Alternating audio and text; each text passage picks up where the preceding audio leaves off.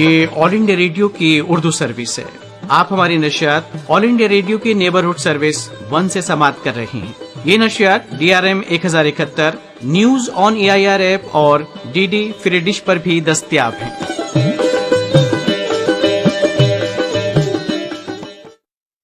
پیش خدمت پروگرام آؤ بچوں۔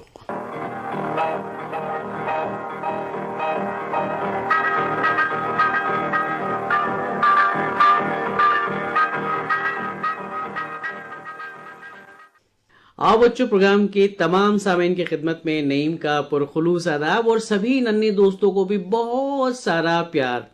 اور دیکھیے آج تو بہت خاص دن ہے۔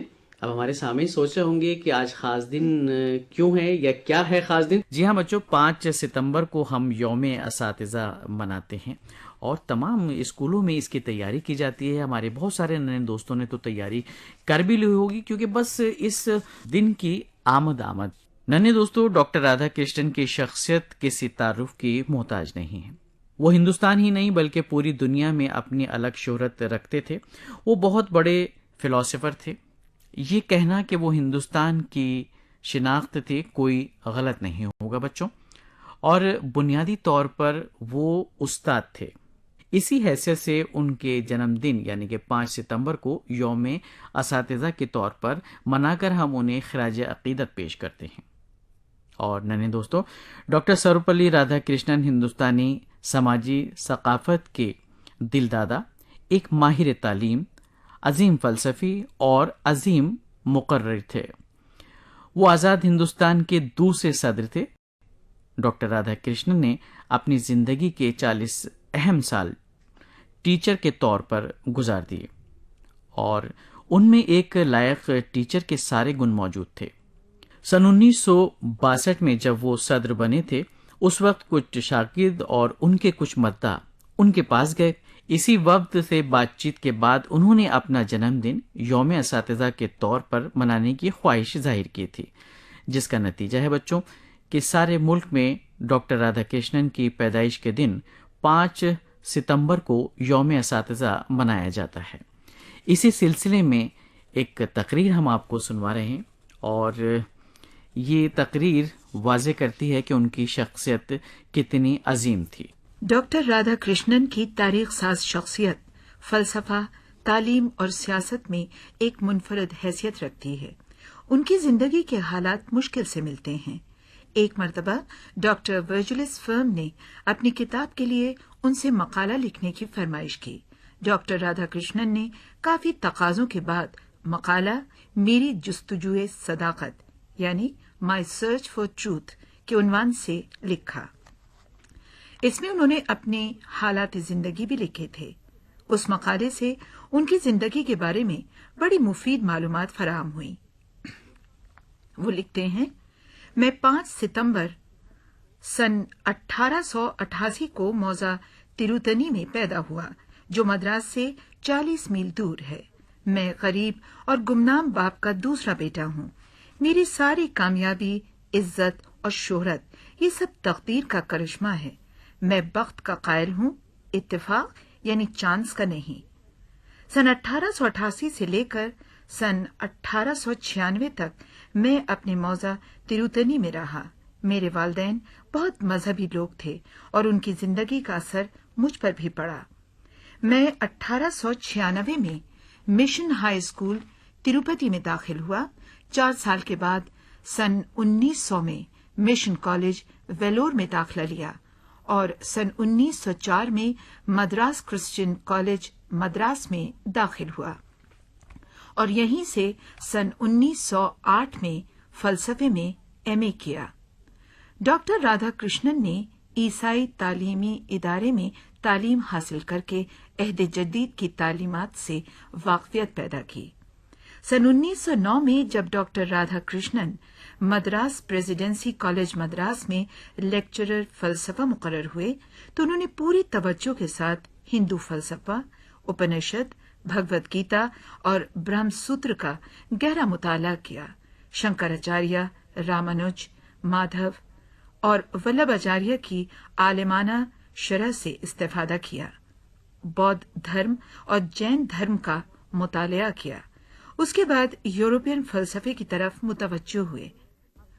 مغربی حکماء میں افلاطون، کانٹ اور برگزا کی تصانیف کا مطالعہ کیا اور ان کے افکار و خیالات سے مستفید ہونے کے انہیں بہترین مواقع یہیں ملے۔ وہ مغربی حکماء کے خیالات سے متاثر ہوئے۔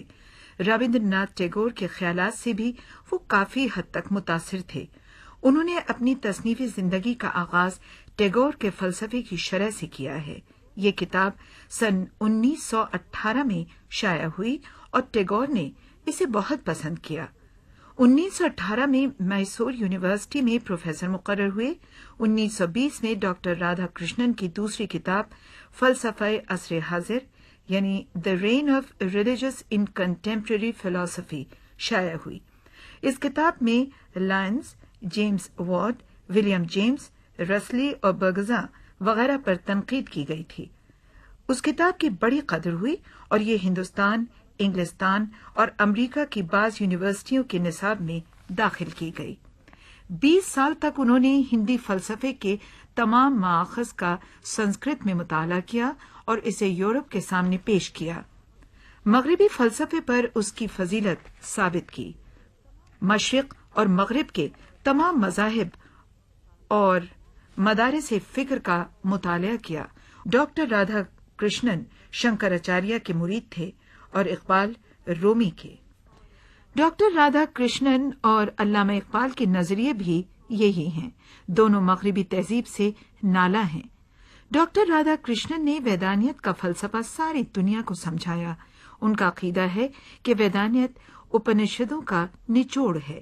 یہ خیال بھی درست معلوم ہوتا ہے کہ سوامی وویکانند اور رام تیرتھ کے بعد ڈاکٹر رادھا کرشنن ہی نے ساری دنیا میں، خاص کر مغربی ممالک میں، ہندو دھرم اور فلسفے کے مطالعے کی رغبت پیدا کی۔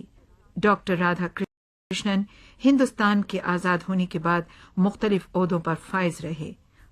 وہ چیئرمین یونیورسٹی گرانٹ کمیشن، سفیر ہند روس، چانسلر دہلی یونیورسٹی، نائب صدر جمہوریہ ہند اور صدر جمہوریہ ہند کے علاوہ ان کو ہندوستان اور ہندوستان سے باہر کی متعدد یونیورسٹیوں نے اعزازی ڈگریاں بھی دیں، لیکن ہندوستان کی صدارت سب سے بڑا اعزاز ہے۔ ان کی تصانیف بھی حرف آخر کا درجہ رکھتی ہیں، جن میں چند کے نام یہ ہیں: The Philosophy of Rabindranath Tagore, Eastern Religion and Western Thoughts, Idealistic View of Life, Indian Philosophy, The Future of Civilization۔ Doctor Radha Krishnan قدیم ہندوستان کی بے مثال تہذیب اور ثقافت کا نادار نمونہ تھے۔ انہوں نے اپنے منفرد انداز تحریر، گہری نظر، صالح فکر، پختہ شعور اور اپنے وسیع مطالعے سے ایک بڑے حلقے کو متاثر کیا۔ اس لیے ان کی تاریخ ساز شخصیت کا شمار ہندوستان ہی نہیں بلکہ دنیا کے عظیم ترین فلسفیوں میں ان کا نام ہمیشہ زندہ اور تابندہ رہے گا۔ تو بچوں، ابھی آپ نے ڈاکٹر رادھا کرشنن کی شخصیت پر ایک تقریر سماعت کی، اور یہ تقریر آپ کے لیے لکھی تھی جناب ایم حبیب خان نے۔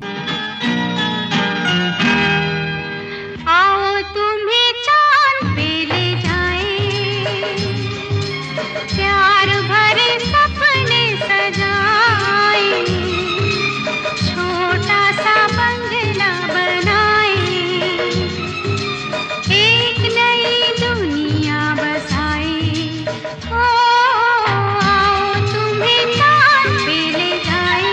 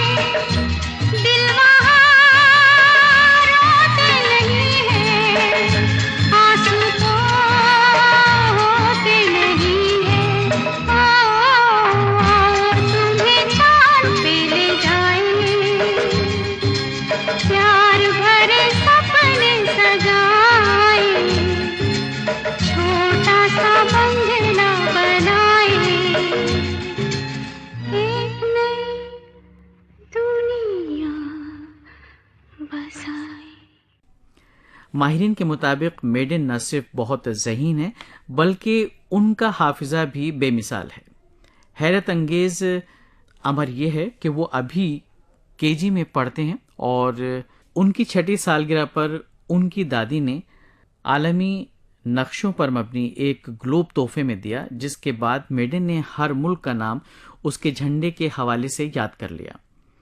میڈن کی شہرت اس وقت بلندیوں پر پہنچی جب ان کی والدہ کرسٹی لینڈیشو نے ان کی ایک ویڈیو شیئر کی جس میں وہ دنیا کے تمام ممالک کے نام حرف کے حساب سے بیان کرتے ہیں۔ میڈن نے اس ویڈیو میں ممالک کی فہرست افغانستان سے شروع کی اور زمبابوے پر جا کر وہ ٹھہرے۔ اس کی والدہ نے کہا کہ کسی کو بھی اس کی صلاحیتوں پر شک نہیں ہونا چاہیے۔ والدہ کے مطابق 3 سال کی عمر میں اس کی صلاحیتیں سامنے آنے لگیں اور وہ یوٹیوب پر دیکھی جانے والی ویڈیوز کے الفاظ دہرانے لگا۔ میڈن نے پہلے ایک نغمے کنٹریز آف دی ورلڈ کو یاد کیا جس میں سارے ممالک کے نام تھے، تاہم اس کے بعد انہوں نے ABC کے لحاظ سے دنیا کے ہر ملک کا نام یاد کر لیا اور اب گانے کے بغیر ہی ملک کے نام وہ بیان کر سکتے ہیں۔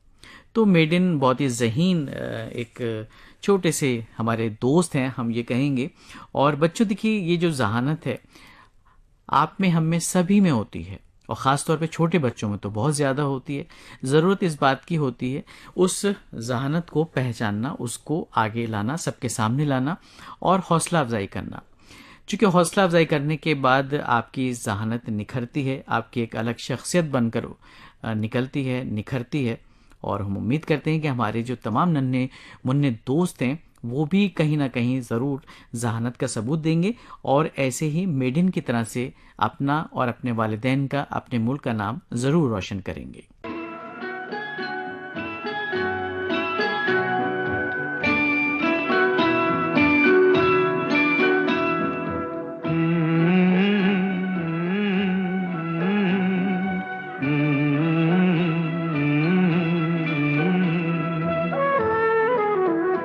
تجھے سورج کہوں یا چندا، تجھے دیپ کہوں یا تارا، میرا نام کرے گا روشن، جگ میں میرا راج دلارا۔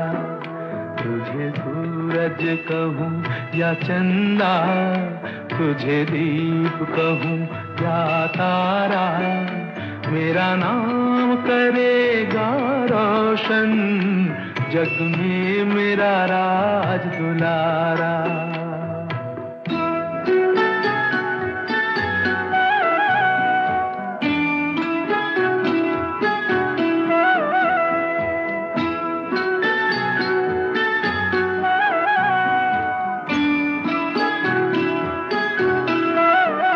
میں کب سے ترس رہا تھا میرے آنگن میں کوئی کھیلے، ننھی سی ہنسی کے بدلے میری ساری دنیا لے لے، تیرے سنگ جھول رہا ہے میری باہوں میں جگ سارا، میرا نام کرے گا روشن، جگ میں میرا راج دلارا۔ تجھے سورج کہوں یا چندا، تجھے دیپ کہوں یا تارا، میرا نام کرے گا روشن، جگ میں میرا راج دلارا۔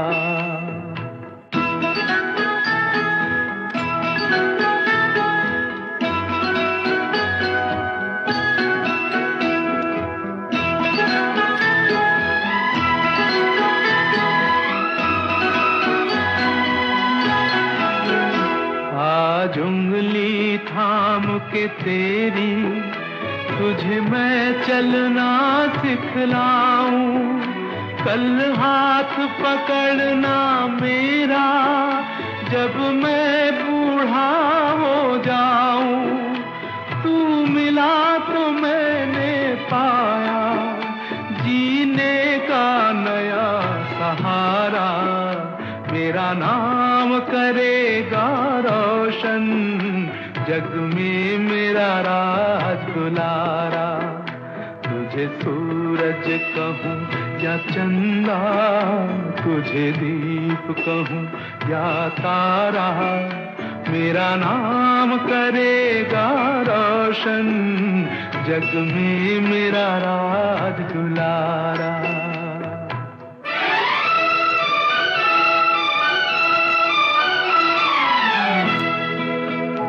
मेरे बाद भी इस दुनिया में जिंदा मेरा नाम रहेगा, जो भी तुझको देखेगा तुझे मेरा लाल कहेगा, तेरे रूप में मिल जाएगा मुझको जीवन दोबारा, मेरा नाम करेगा रोशन, जग में मेरा राज दुलारा, तुझे सूरज कहूँ या चंदा, तुझे दीप कहूँ या तारा, मेरा नाम करेगा रोशन, जग में मेरा राज।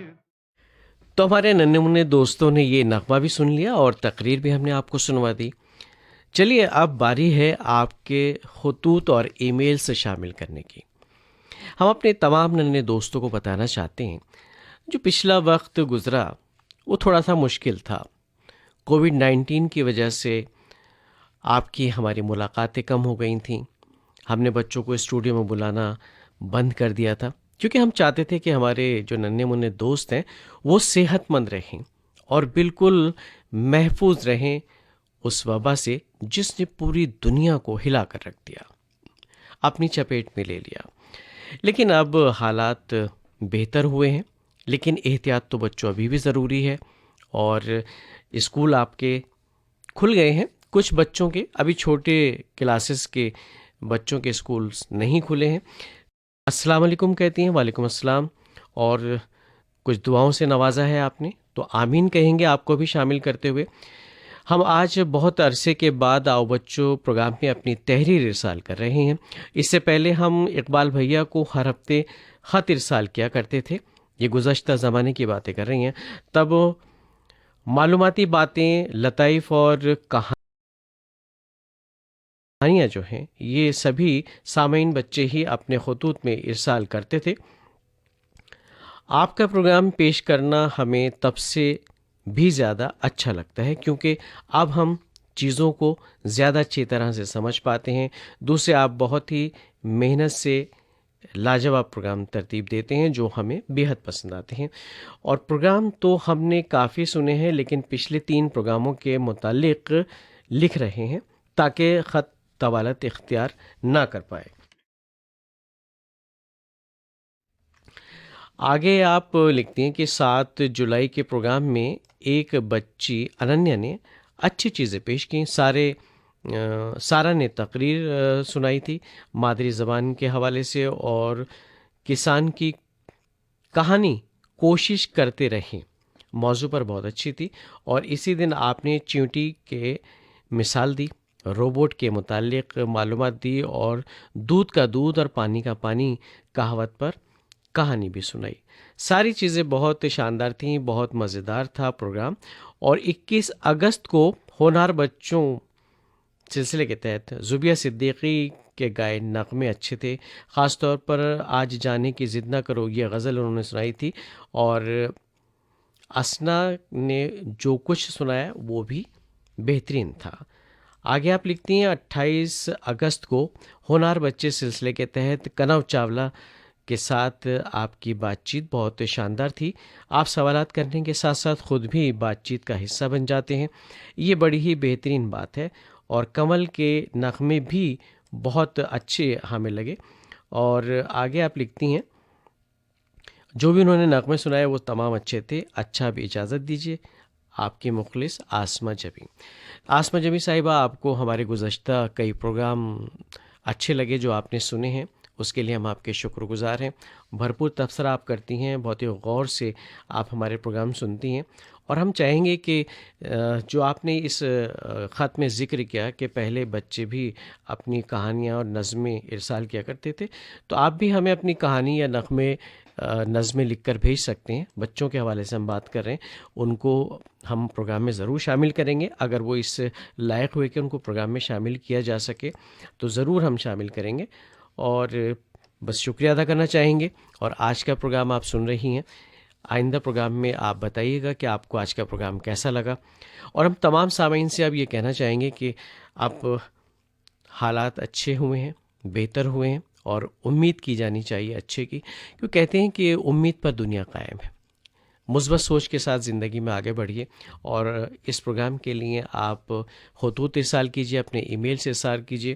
اور ای میل کی اگر بات ہے تو اردو سروس ESD@gmail.com ہمارا ای میل کا پتہ ہے. اور خط لکھنے کے لیے وہی پتہ ہے جو پہلے ہوا کرتا تھا, پروگرام آؤ بچوں, All India Radio Urdu service, post box number 500, Parliament Street, نئی دلی 110001. اور ایک بڑا خوبصورت خط ہمارے سامنے ہے. رنگ برنگا خط ہے اور اس میں کئی روشنائیوں کا استعمال ہے. ہرا رنگ ہے, کالا ہے, لال ہے, نیلا ہے. بہت ہی خوبصورت خط یہ نظر آ رہا ہے.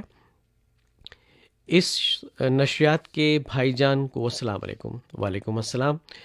2 ننھی پریاں ہیں, زبیہ خانم, امارہ کشف, دادا ابو ہیں ابرار خان, دادی امی ہیں سعیدہ خانم, اور مقام الحسنہ, تحصیل شیگاؤں, ضلع بلڈانہ, مہاراشٹر سے یہ خوبصورت خط ہمارے پروگرام کی زینت بڑھا رہا ہے. آپ لکھتے ہیں کہ ہمارے چاروں طرف قدرت کے بے شمار نظارے بکھرے پڑے ہیں جنہیں دیکھ کر عقل دنگ رہ جاتی ہے. کبھی اچانک کسی چیز کو دیکھ کر ذہن میں بے ساختہ سوالات کا دائرہ بن جاتا ہے. ایسی ہی ہوتی ہے آؤ بچوں کی نشریات. ہونہار بچے سلسلہ ذہانت مندی, قابلیت کے لکھنا چاہتے ہیں کہ صدائیں دیتا ہے, اور موتیوں کی چمک جیسی رونق محبت کی جانب کھینچتی چلی جاتی ہے. تبھی تو ایسے ننھے منھے بچوں کی ہونہار جو باتیں ہیں ان کے چہرے اور دلوں میں احساس پیدا کر دیتے ہیں کہ کاش ہم بھی ان جیسے ہوتے. اور یہی ہونہار بچے وطن کی شان و شوکت کو اپنی ہنر سازی, ہنر بازی سے ہمیشہ مزین کرتے رہے ہیں. آگے آپ لکھتے ہیں کہ 21 اگست کی نشریات میں زبیہ صدیقی اور جو بچی نے کہانی سنائی تھی وہ ان کو بہت اچھی لگی ہے اور ذہن اور دل خوب رش کرنے لگا. 28 اگست کی نشریات کا آپ نے ذکر کیا ہے کہ یہ بھی انہوں نے سنی ہے, اور داستان ہنر بازی سے سجی ہوئی تھی اور قابل رشک یہ پروگرام ان کو لگا. مبارکباد دیتے ہیں. کنو چاولہ کی دراصل بات کریں, ہونہار بچے سلسلے کے تحت ہم نے ان سے ایک انٹرویو کیا تھا اور جسے آپ تمام سامعین کی گزارش پر دوبارہ سنوایا تھا, اور یہ آپ کو اچھا لگا ہے. اس سے بہتر بات ہمارے لیے اور کیا ہو سکتی ہے.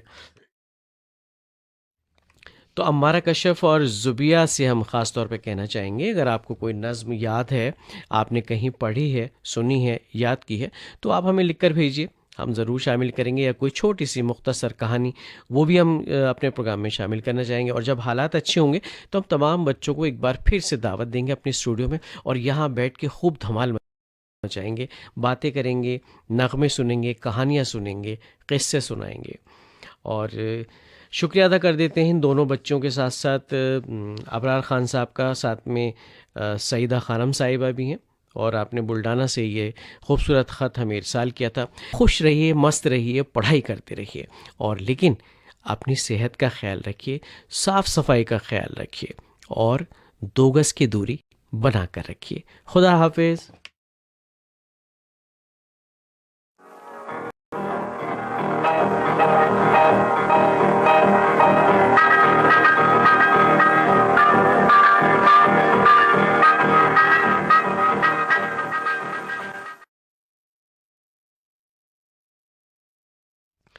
ننھے منھے بچے اپنا پسندیدہ پروگرام سن رہے تھے آؤ بچوں.